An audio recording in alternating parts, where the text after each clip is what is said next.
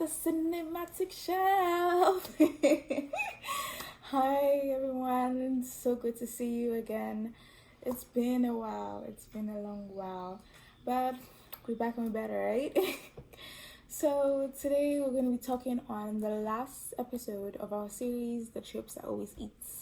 And I know that I haven't been around for a while, I haven't been dropping videos for a while, but I'm trying to be more consistent, right? So let's dive right into it. So in the last episode of The Tropes That Always Eat, we're going to be talking about found family. And this is because sometimes your real family is a group of emotional disasters that you meet at work, school, or in the middle of a world-ending event, right?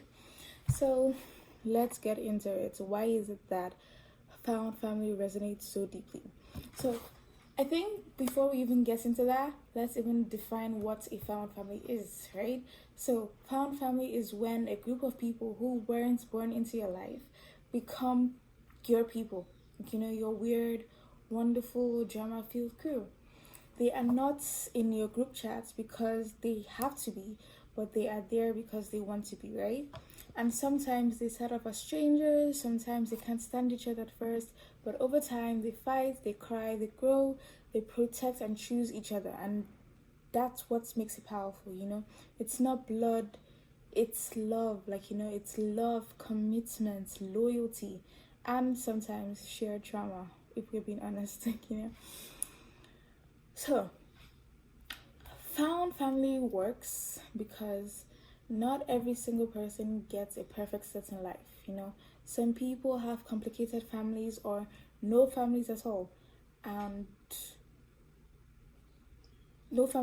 or families that love us but don't really see us, you know.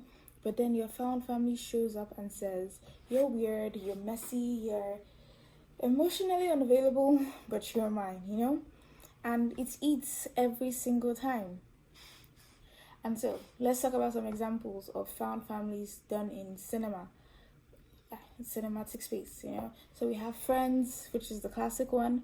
Like, you know, we have 26 group of somethings, 26-year-olds in New York City who are terrible at adulting. Well, to be honest, in their defense, as an adult right now, I can relate, you know, like who exactly is good at being an adult? Like, you know, I'm yet to see a perfect adult. But anyway, I digress. So, like, you know, but they are amazing at showing up for each other. Like, you know, they fight, they break up, they move out, and still they're always there for each other. Like, you know. And then you have How I Met Your Mother, one of my personal favorites. Like, you know, Ted's search for love was sweet and all, but the real story was how this group built a family out of the jokes, late night bar hangs, lots of emotional mess, you know, and slap bets. You know, it was just legendary, you know. If you know, you know. Like, you know, we have Guardians of the Galaxy, like, you know, criminals, aliens, the talking raccoon, and yet they are somehow more functional than most traditional families. Then obviously Avatar: The Last Airbender, like, you know, the gang, the OG gang, like, you know, fighting, like, you know, traveling the world, fighting evil together. Just people that get you, like, you know. And then Zuko's arc from villain to full-on family member, just beautiful, like, so beautiful. And then, like, you know, Stranger Things, like, you know, monsters from other dimensions, scary, but your best friend group turning into your chosen family, so beautiful, like, you know. And then we have, like, movies like the Fast and Furious franchise, you know, we have One Piece, we have Shrek, you know, Donkey, Dragon, and Fiona. The most random group of people you ever meet, but it just works, you know, just because of their unshakable love and loyalty. And then we also have like Brooklyn Nine-Nine, Girlfriends, Living Single, like there's so many examples of found families.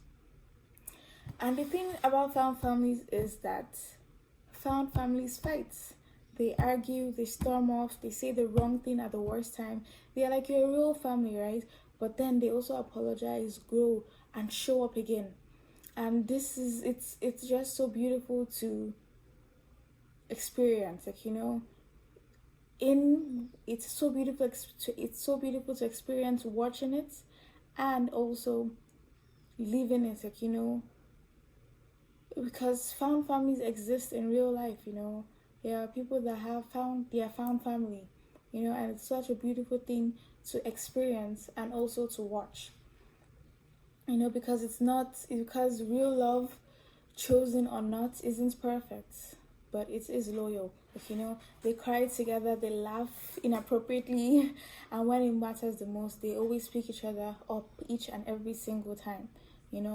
And one of the reasons I believe that it's found family resonates so hard with many people is that it gives people hope. It reminds people that even if you didn't get the warm, fuzzy family origin story, you can still find people who love you, who see you, and who are willing to stick around. Even like, for example, like Boy Meets World. These are people, like, even though like the friendship group, those were people that found each other and decided to stick to each other. Like, they say found family basically says you can be chosen, you can belong, and you don't have to earn love by being perfect.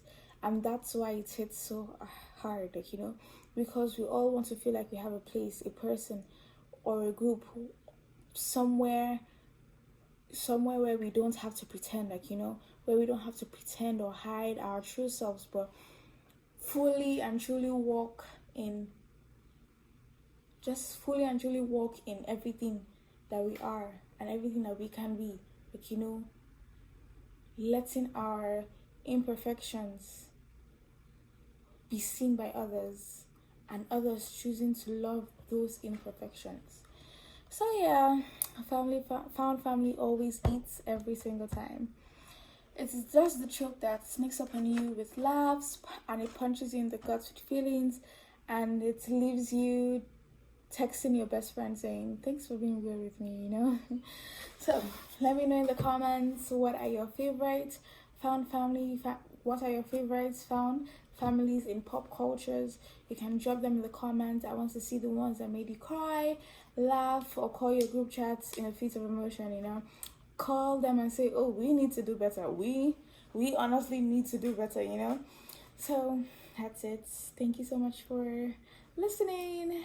Okay, so, and don't forget to like, share, and subscribe. Okay, bye.